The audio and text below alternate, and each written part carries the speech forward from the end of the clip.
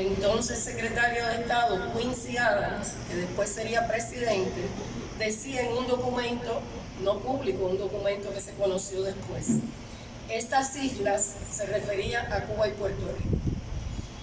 Por su posición local son, fíjense ustedes, son apéndices naturales del continente norteamericano, y una de ellas, la isla de Cuba, casi a la vista de nuestras costas, ha venido a ser, por una multitud de razones, de trascendental importancia para los intereses políticos y comerciales de nuestra Unión. Estoy hablando de 1823. Hay leyes de gravitación política como las hay de gravitación física, y así como una fruta separada de su árbol por la fuerza del viento no puede, aunque quiera, dejar de caer al suelo, así Cuba, una vez separada de España y rota la conexión artificial que la liga con ella, será incapaz de sostenerse por sí sola. Tiene que gravitar necesariamente hacia la Unión Norteamericana y hacia ella exclusivamente, mientras que a la Unión misma, en virtud de su propia ley, le será imposible dejar de admitirla en su seno. Esto se conoció como la política de la fruta madura.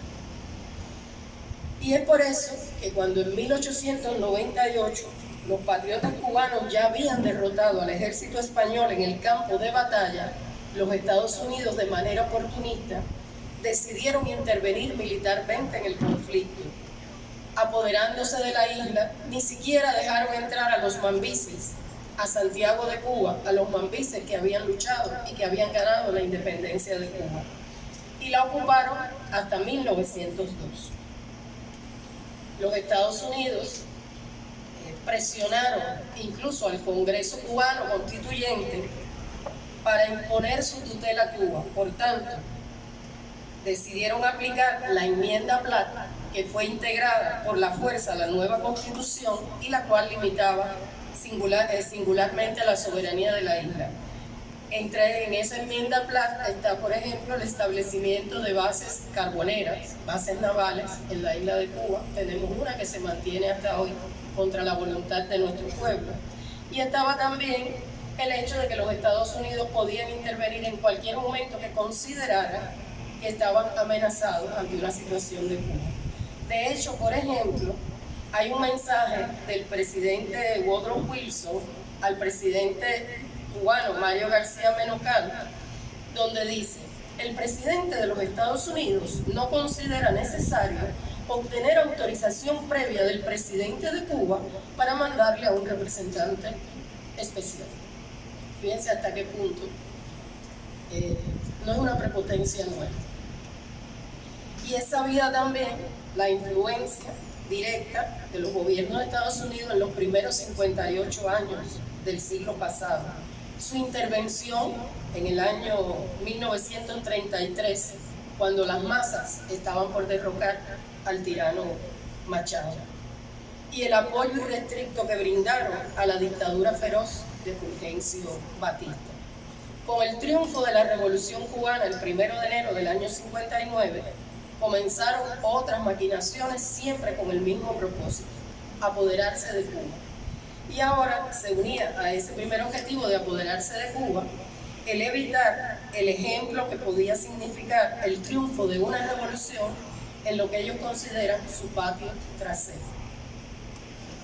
Y es por eso que tan temprano como el 6 de abril de 1960, el subsecretario de Estado Lester Marrone recomendó en un memorándum secreto que después salió a la luz pública, algo como esto: la mayoría de los cubanos apoyan a Castro.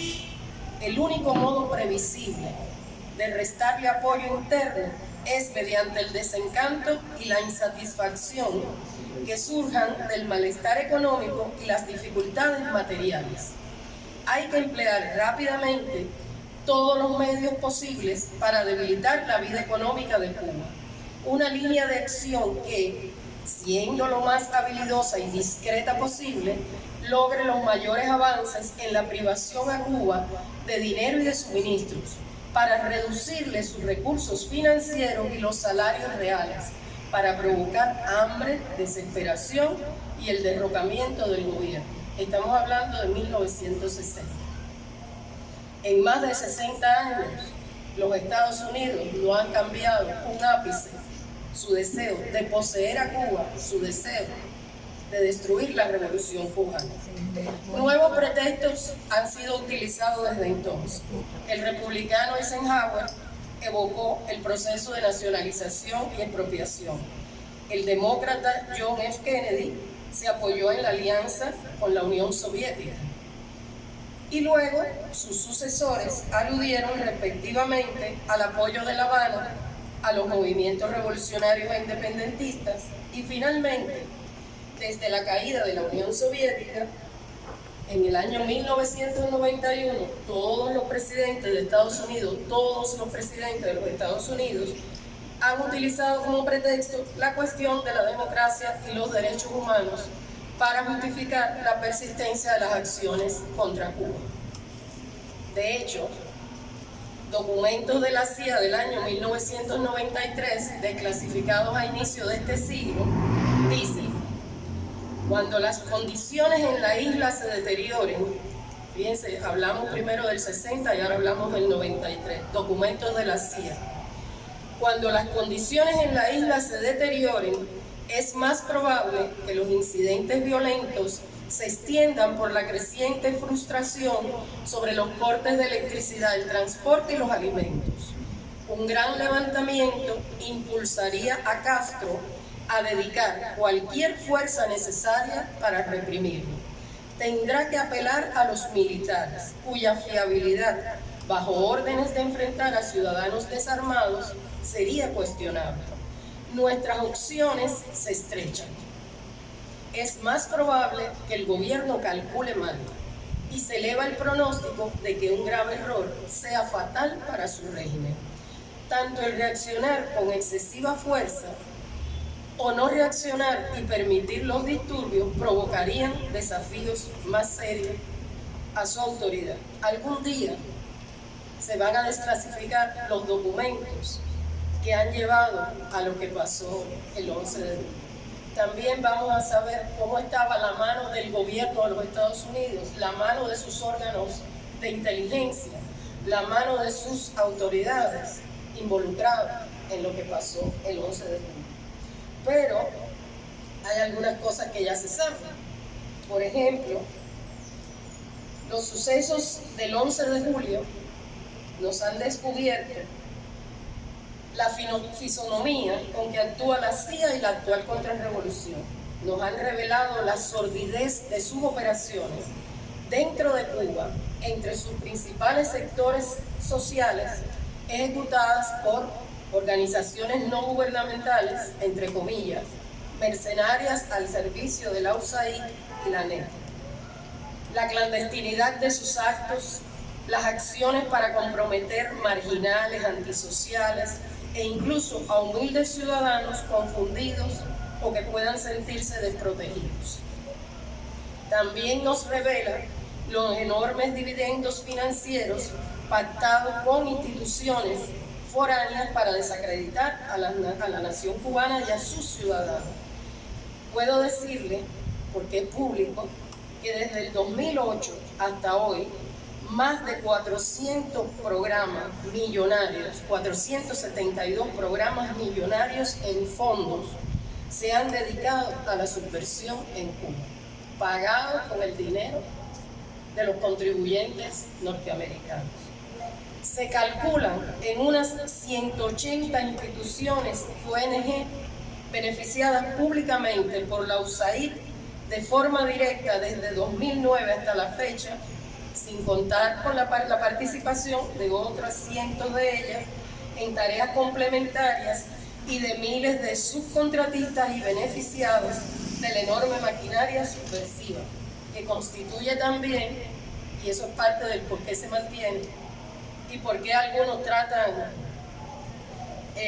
no desde la conciencia, sino desde el deseo de tener dinero, de adversar o de subvertir a la revolución cubana.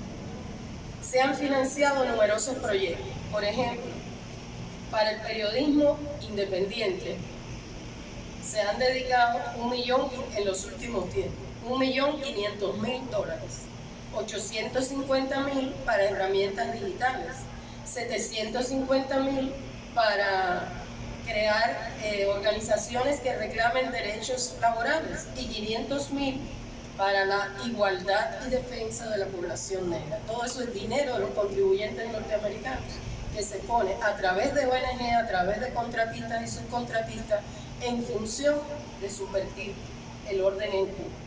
Y bueno, casi todos ustedes conocen aquellos programas millonarios también, Sonsoneo, Piramideo, Comocho, Alan Gross, aquel que fue contratista detenido en Cuba por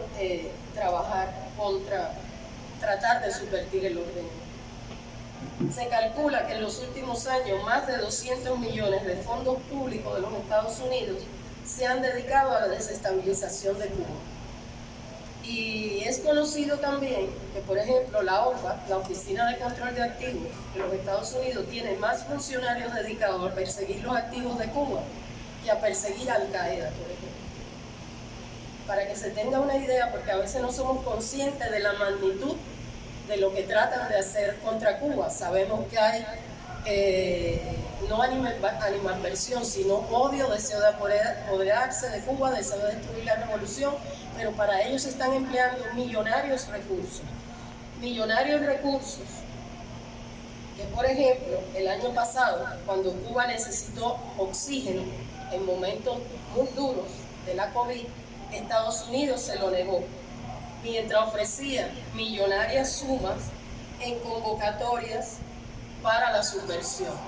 Después, a finales de julio, Estados Unidos sacó nuevos programas, el gobierno de los Estados Unidos promovió nuevos programas en los que se podían inscribir y con fondos millonarios, mientras negó el oxígeno a Cuba, que llegó a Cuba gracias a países solidarios como la República Dominicana, como México, como Venezuela, que nos ayudaron en ese momento.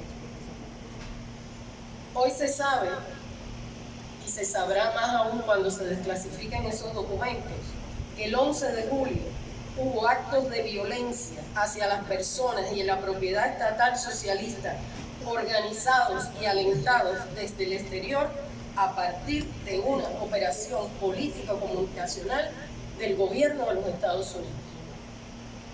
Sobre lo sucedido en aquel momento, Díaz-Canel expresó: se le ha querido dar otro vuelo a esta fecha, pero si algo hay que celebrar, y es lo que estamos haciendo aquí con este abrazo solidario, es la victoria del pueblo ante los intentos de realizar un golpe suave. La unidad volvió a ser nuestra arma más poderosa frente a los enemigos. La verdad, nuestra herramienta más importante. El amor, nuestro mejor escudo contra el odio. Los cubanos defendimos el 11 de julio y defendemos todos los días nuestra aspiración de un país que quiere la vida, que defiende la paz, que aspira al desarrollo sin injerencias ni imposiciones, que cree en su independencia y su libertad como conquistas preciadas e irrenunciables. Pero poco ha cambiado desde entonces. El intento imperial de doblegarnos por la seducción o por la manipulación, y si no, por la fuerza. Cuba sigue incluida, por quien se cree el amo del mundo, en una lista de estados que patrocinan el terrorismo. Cuba no es un estado patrocinador del terrorismo. Cuba es un estado patrocinador del bienestar y la solidaridad global. El bloqueo y las 243 medidas adicionales de Trump se mantienen en plena vigencia, salvo unas tímidas medidas anunciadas por la administración Biden previas a la mal llamada Cumbre de las Américas. Tampoco han cambiado mucho las dificultades que tenemos que enfrentar en el orden económico y social, en un contexto internacional de crisis que nos afecta a todos. Pero mucho menos ha cambiado nuestra capacidad de convertir los reveses en victoria. nuestro espíritu transformador, nuestra resistencia creativa, nuestras esperanzas y nuestros sueños. La contrarrevolución vocifera que las marchas del 11 de julio fueron el mayor desafío para la revolución en los últimos tiempos. Pero las marchas el 11 de julio fue solo un golpe fallido, sin duda, bajo, artero, planificado e instigado. Hoy, en un editorial de Granma, se dice: este pueblo ha batallado sin descanso por su independencia, vence cada vez que intentan ahogarla, se cuadra irreverente frente a quienes tratan de robarle su derecho a decidir cómo vivir. Por tanto, no se inclinará jamás ante provocaciones ni amenazas. Seguimos y seguiremos de pie, con visión crítica, con espíritu transformador, con resistencia creativa y con sueños y esperanzas pensados siempre para un futuro en revolución. Esta victoria ha sido un giro del siglo XXI. Esta victoria es de todo el pueblo cubano y de los amigos del mundo como ustedes, que creen que un mundo más equitativo, con más oportunidades para todos y con más justicia social es posible. Termino con unas palabras ayer de nuestro presidente. Sigo afirmando que nosotros amamos el amor y odiamos el odio. Y de esa manera vamos a enfrentar todas estas calumnias y mentiras, toda esta perversidad que se teje contra nuestro país. Si algo hay que celebrar hoy es la victoria del pueblo cubano. Juntos, y yo añado, con el amor y la solidaridad de todos ustedes, de los compatriotas que residen aquí y en otras partes del mundo, de los hombres de buena voluntad, de tantos amigos que a lo largo de los años han creído y siguen creyendo en Cuba.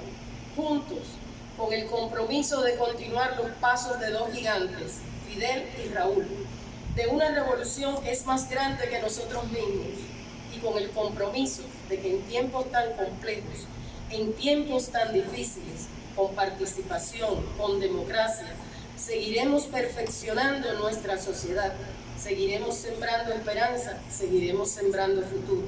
Terminaba nuestro presidente.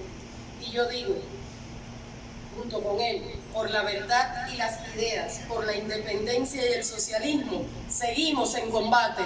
Patria o muerte, venceremos.